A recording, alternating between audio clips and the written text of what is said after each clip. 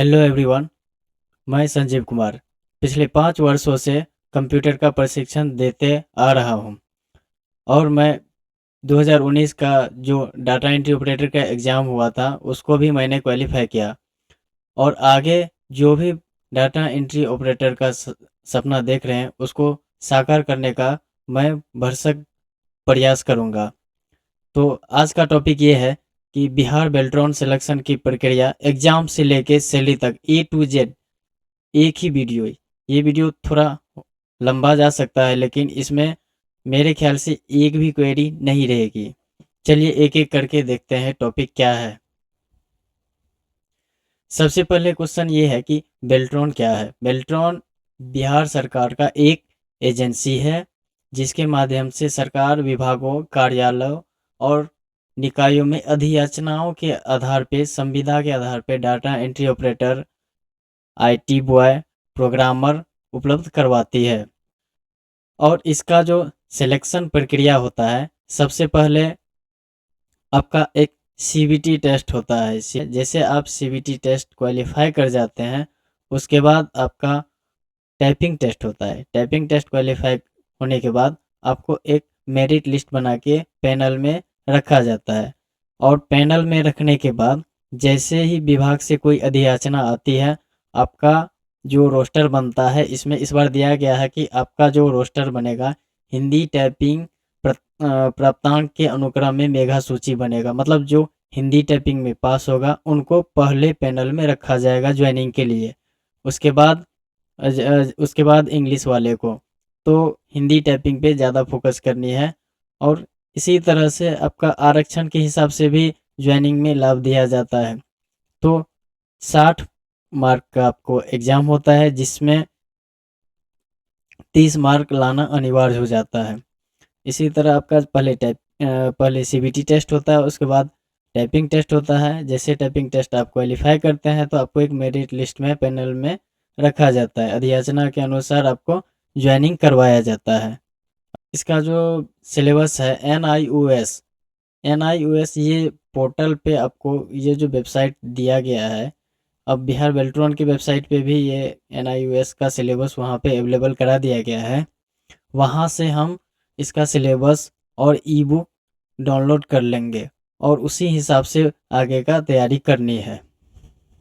अब इसका जो सीबीटी टेस्ट होता है उसको देखते हैं।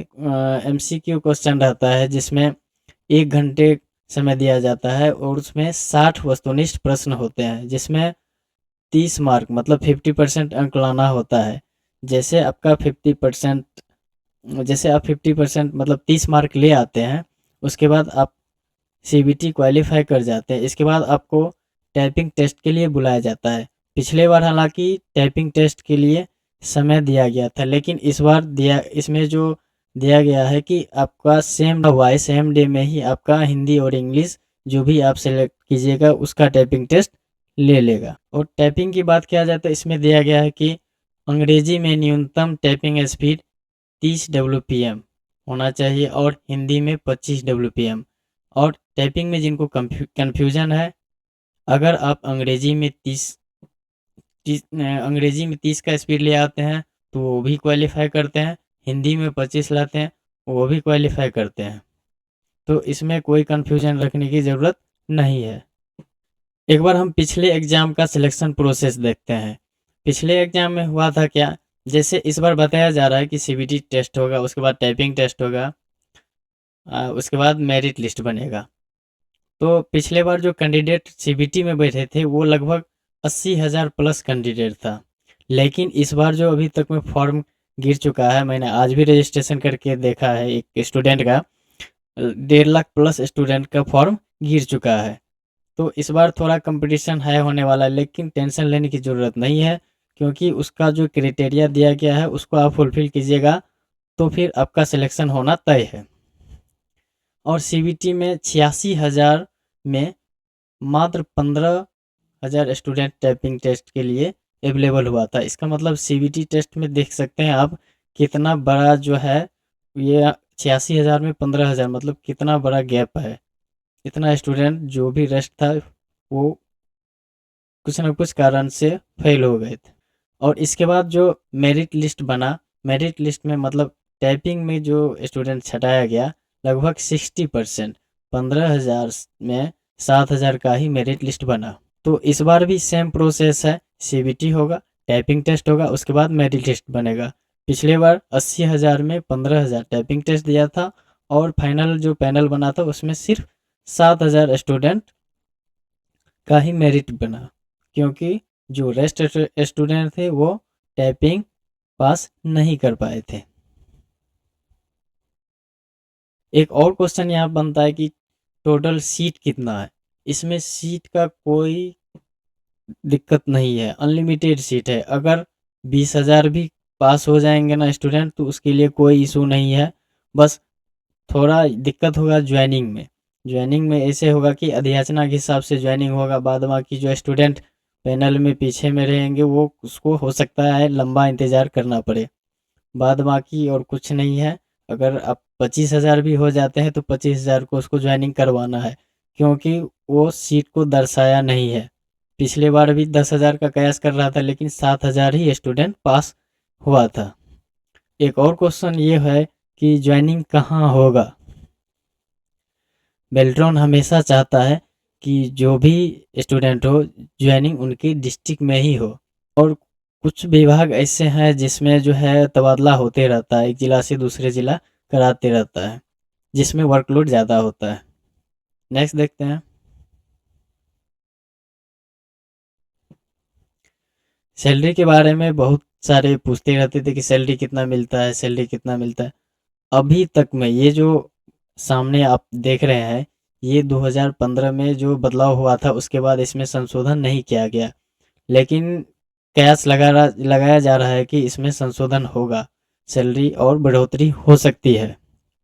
तो इसमें टोटल सैलरी आपका वो जो ऑफिस पे करते हैं 25,208 रुपया आपके नाम पे रिसीव करते हैं, और आपको जो है इन्हें जो काट कूट के यहाँ पे, क्योंकि जीएसटी में ही ज़्यादा डिडक्शन हो जाता है, या एसजीएसटी में और सीजीएसटी में 18% डिडक्ट हो जाता है। इसके बाद आपसे ईएसआई चार्ज, पीएफ है, उसके बाद सर्विस चार्ज है, तो लगभग आपको 17,240 के समथिंग आपको सैलरी आ जाती है एज ए जो भी fresher new data entry operator है। और इसमें इंक्रीजमेंट को लेके 10% पर ईयर आपका इंक्रीजमेंट होता है। मेन क्वेश्चन है कि तैयारी कैसे करें। तैयारी के लिए आपको उसमें NIOS कोड 336 के अनुसार से ही हमको पढ़ना है, और अधिकतर फोकस प्रैक्टिकल पे करना है। प्रैक्टिकल जितना कीजिएगा क्वेश्चन रटने का ज़रूरत नहीं होगा, और क्वेश्चन को कितना भी तोड़ मरोड़ के पूछेगा, अगर आप प्रैक्टिस कीजिएगा तो क्वेश्चन सही मार के आइएगा। और तीसरा है कि थ्योरी के साथ साथ टाइपिंग पर भी फोकस करना है। अगर आप हमारे साथ जुड़े हुए रहते हैं शुरू से लेकर लास्ट तक तो फ्री में पूरी तैयारी करवाएंगे, बेसिक से लेके एडवांस लेवल तक पूरी तैयारी करवाएंगे, जो कि NIOS कोड 336 के अकॉर्डिंग तैयारी होगी। टाइपिंग टिप्स और जो भी स्टडी मटेरियल होगा वो भी फ्री में दिया जाएगा। प्रीवियस ईयर का जो भी सारे शिफ्ट का क्वेश्चन आंसर करवाया जाएगा विथ प्रैक्टिकल, प्रैक्टिकल के साथ फ्री में ऑनलाइन रिकॉर्डेड क्लास मिलेगा। एक बार जो NIOS का सिलेबस है इसको हम देख लेते हैं।